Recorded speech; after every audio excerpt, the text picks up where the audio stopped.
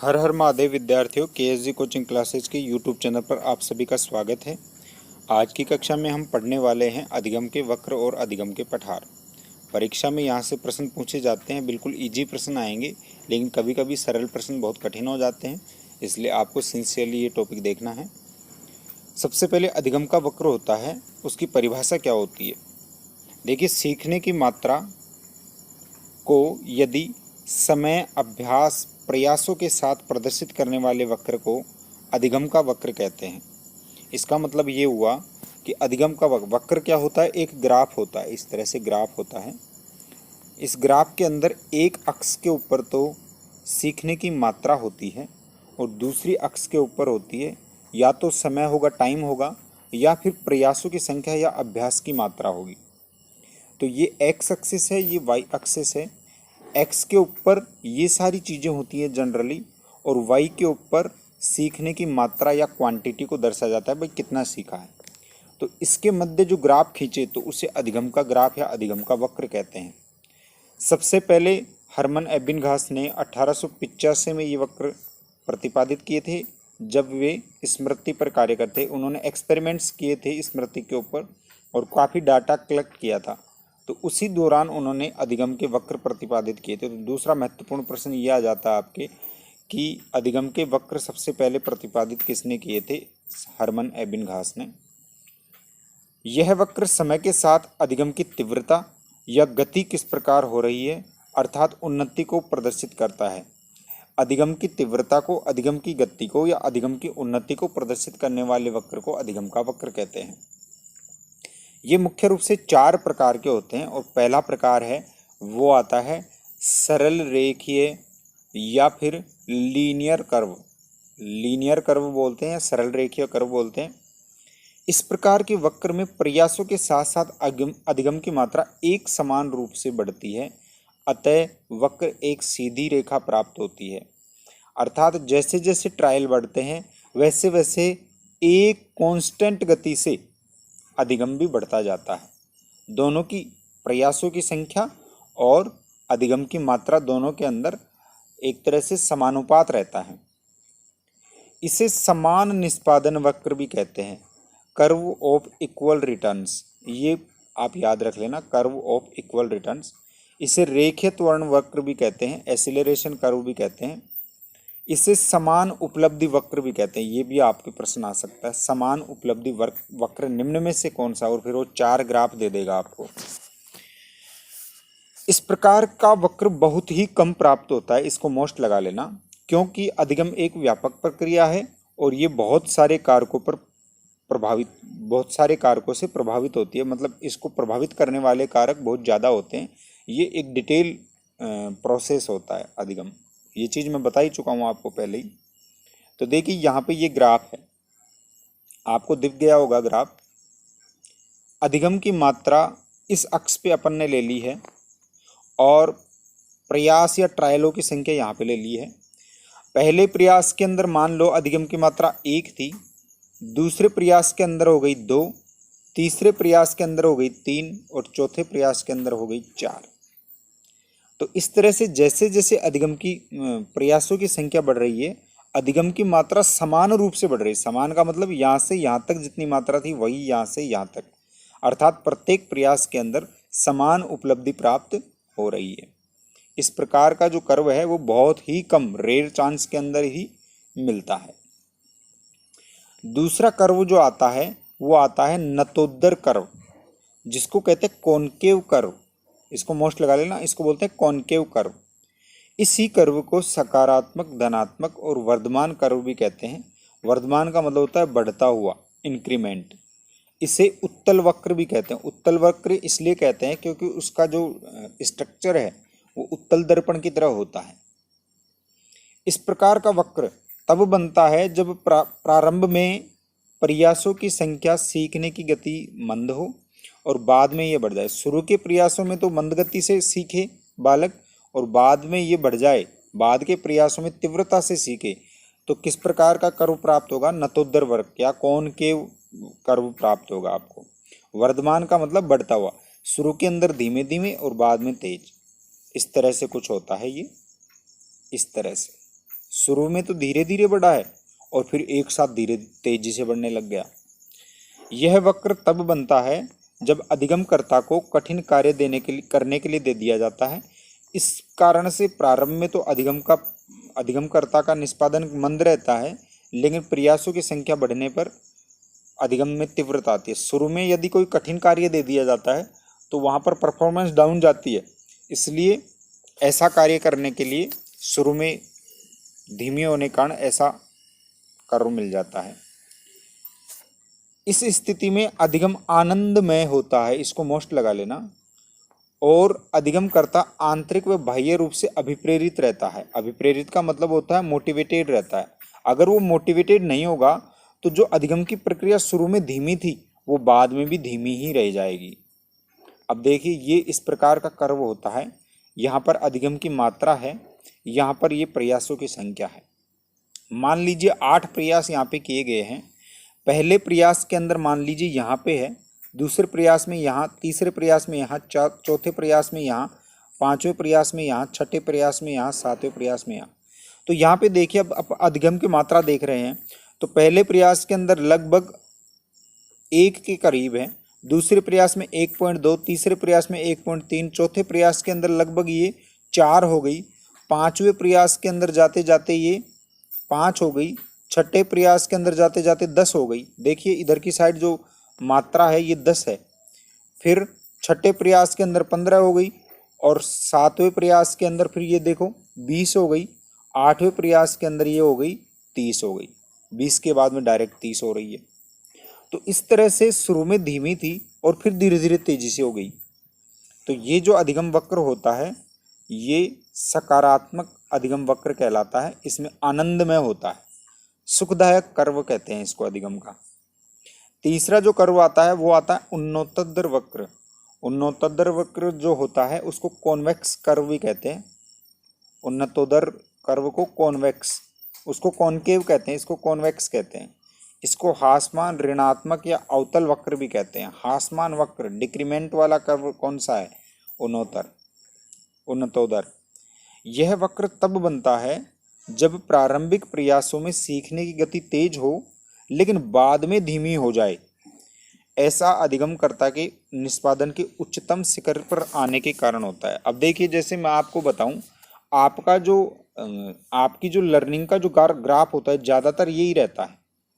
जब भी आप जैसे मान लीजिए कोई भी कार्य शुरू करते हैं तो शुरू के अंदर आपके अंदर उत्साह होता है, तो शुरू के अंदर आप तीव्रता से गति करते हैं और फिर धीरे धीरे स्थिर हो जाते हैं। तो इस तरह का गर्व मिलता है वहाँ पे। जैसे आप मान लीजिए कोई नई क्लासें ज्वाइन किए हैं तो शुरू के अंदर तो सारी क्लासें अटेंड करेंगे, लेकिन फिर बाद में आधी सी क्लासें अटेंड करेंगे। इसी तरह से जैसे मान लो आप अच्छी सी एक पुस्तक ले आए तो शुरू के अंदर तो काफ़ी पढ़ेंगे, लेकिन फिर बाद में जाके पढ़ने की गति धीमी हो जाती है। जब भी कोई कार्य किया जाता है तो शुरू के अंदर तो बहुत अच्छे से प्रयास किए जाते हैं, इसलिए बहुत तेज़ी से लर्निंग होती है, लेकिन बाद में क्या होता है, सैचुरेशन पॉइंट आ जाते हैं। सैचुरेशन होने के बाद में फिर लर्निंग धीमी हो जाती है। जैसे आपकी कोई भी एग्जाम की डेट आती है तो तेज़ी से बढ़ते हैं, लेकिन फिर मिडिल में जाके और बिल्कुल स्लो हो जाते हैं। तो उन्नतोत्तर वक्र जो होते हैं वे किस कारण से बनते हैं? निष्पादन के उच्चतम शिखर के आ जाने के कारण से बनते हैं।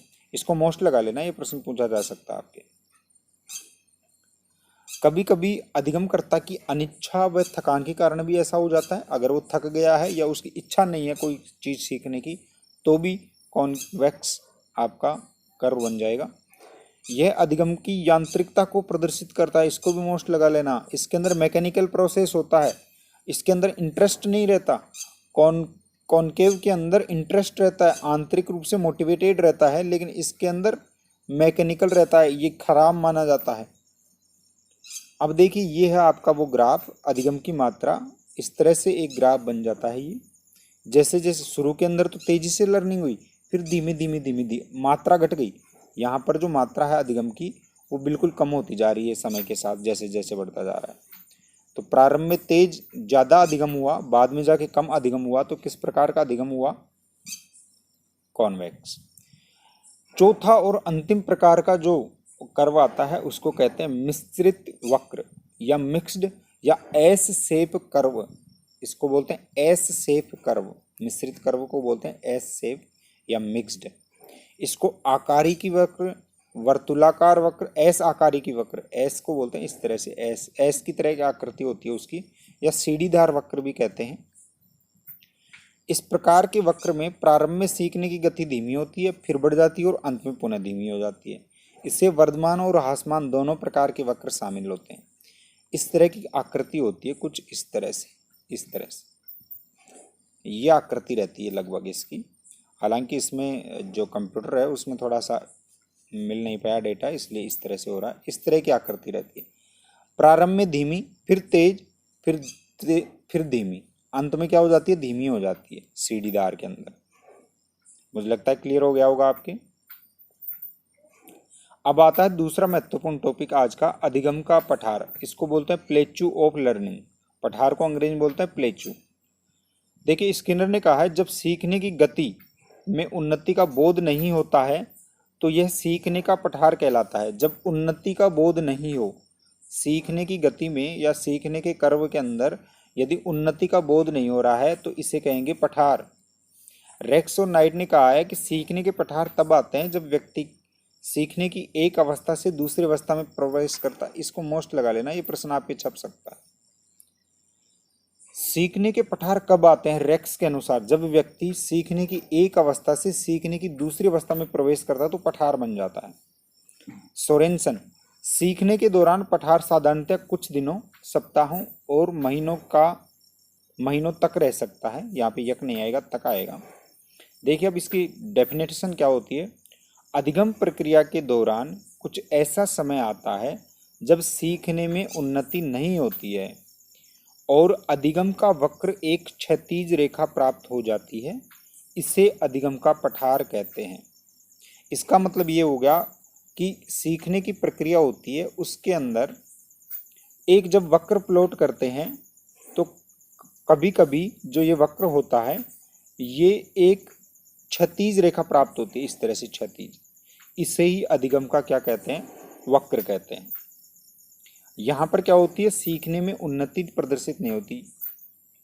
इस अवधि में न तो उन्नति होती है और ना ही अवनति, अर्थात अधिगम यथा स्थिति बना रहता है। इसको मोस्ट लगा लेना। अधिगम के पठार के अंदर अवनति होती है क्या सीखने की? नहीं। उन्नति हो क्या? नहीं, दोनों ही नहीं होती है। अधिगम पठार अधिगम वक्र का एक हिस्सा होता है, इसको भी मोस्ट लगा लेना, ये इसकी विशेषता होती है। अधिगम का पठार क्या होता है? अधिगम के वक्र का एक छोटा सा हिस्सा हो सकता है। एक अधिगम वक्र में एक से अधिक पठार हो सकते हैं। कोई भी एक अधिगम वक्र है उसमें एक से अधिक पठार हो सकते हैं। पठार क्या? क्षैतिज रेखा जो भी आ जाती है वही पठार हो जाता है। अब देखिए जैसे ये एग्जाम्पल है, यहाँ पे आपको दिख रहा होगा, ये यहाँ पर अधिगम की मात्रा है और यहाँ पर वही प्रयासों की संख्या है। तो आप देखिए यहाँ पे शुरू के प्रयासों के अंदर इस तरह से बढ़ता जा रहा है, बढ़ता जा रहा है, लेकिन यहाँ से यहाँ तक, यहाँ से लेकर और यहाँ तक चौथे, पांचवें और छठे प्रयास के अंदर ये जो प्रयास थे इनके अंदर अधिगम की मात्रा 20 की 20 ही है, 20 की 20 है। इसके अंदर कोई इंक्रीमेंट भी नहीं हो रहा और डिक्रीमेंट भी नहीं हो रहा। तो यहाँ से लेकर यहाँ तक का जो अधिगम का वक्र है इसको अपन पठार कहेंगे। मुझे लगता है आपके क्लियर हो गया होगा। अधिगम का वक्र होता है, उसी का एक हिस्सा अधिगम का पठार कहलाता है। अब देखिए अपन देखते हैं अधिगम के पठार के कारण कौन कौन से होते हैं। पहला कारण है विषय के अंदर रुचि का अभाव होना। अगर कोई विद्यार्थी रुचि नहीं लेगा विषय के अंदर तो वहाँ पर उसके अंदर लर्निंग नहीं होगी, और लर्निंग नहीं होगी तो वह सीख नहीं पाएगा और पठार बन जाएगा। थकान के कारण, यदि बच्चा थका हुआ है और फिर भी आप उसे पढ़ाते हैं तो वहाँ पर लर्निंग नहीं होगी और अधिगम का पठार बन जाएगा। तीसरा कारण है मानसिक अस्वस्थता, या मेंटली डिस्टर्ब है कोई बच्चा तो भी अधिगम का पठार होगा, वहाँ पर कोई भी लर्निंग नहीं होगी। सीखने की अनुचित विधि, जैसे लर्निंग जो प्रोसेस होता है उसके अंदर मेथड जो है वो अगर आपका गलत है तो फिर लर्निंग नहीं होती, वहाँ पर भी अधिगम का पठार ही प्राप्त होगा। अभ्यास का अभाव, अभ्यास अगर बार बार नहीं किया जाता है तो भी क्या होता है, अधिगम का पठार हो जाता है, अभ्यास रोक दिया जाए तो। त्रुटियों का स्थानांतरण, त्रुटियों का स्थानांतरण का मतलब ये होता है कि गलतियां बार बार जा रही हैं, कोई अधिगम प्रक्रिया में बार बार गलती हो रही है, तो फिर पठार हो जाता है। यहाँ पे क्या हो जाता है, लर्नर होता है वो बिल्कुल शिथिल पड़ जाता है। त्रुटियों के स्थानांतरण के कारण भी क्या हो जाता है, अधिगम का पठार बन जाता है। आवश्यकता के अनुरूप अधिगम का नहीं होने के कारण भी अधिगम का पठार हो जाता है। इसका मतलब ये है, देखिए यहाँ पे मैं क्लियरिफाई कर देता हूँ। आवश्यकता के अनुरूप अधिगम न होना, इसका मतलब ये होता है कि अधिगमकर्ता के आवश्यकता के अनुरूप ही अधिगम करवाना चाहिए। अगर उसकी जो डिमांड है उसको फुलफिल नहीं कर रहा है तो उसकी रुचि नहीं होगी, रुचि नहीं होगी तो फिर क्या होगा, अधिगम का पठार ही बनेगा। कार्य के अंदर जटिलता होने के कारण जब कोई अधिगम करता होता है उसको उसके स्तर का कार्य न देके और हाई लेवल का कार्य दे दिया जाए तो कठिन कार्य के अंदर भी उसकी लर्निंग नहीं होती। मनोशारीरिक दशा, साइकोफिजिक्स, जो आपकी सिचुएशन है, अर्थात मानसिक रूप से और बॉडी के अंदर, बॉडी और मन के अंदर, दिमाग के अंदर आपका अगर इनबैलेंसिंग है तो भी अधिगम का पठार बन जाता है। पुरानी आदतों व नई आदतों में संघर्ष के कारण भी अधिगम का पठार बन जाता है। जैसे मान लो आप कोई नई चीज़ सिखाना चाहते हैं तो पुरानी चीज़ है वो उस चीज़ को सीखने नहीं देती, तो कोई प्रोग्रेस प्रकट नहीं हो पाती। इसलिए इस संघर्ष के कारण भी क्या होता है, अधिगम का पठार बन जाता है।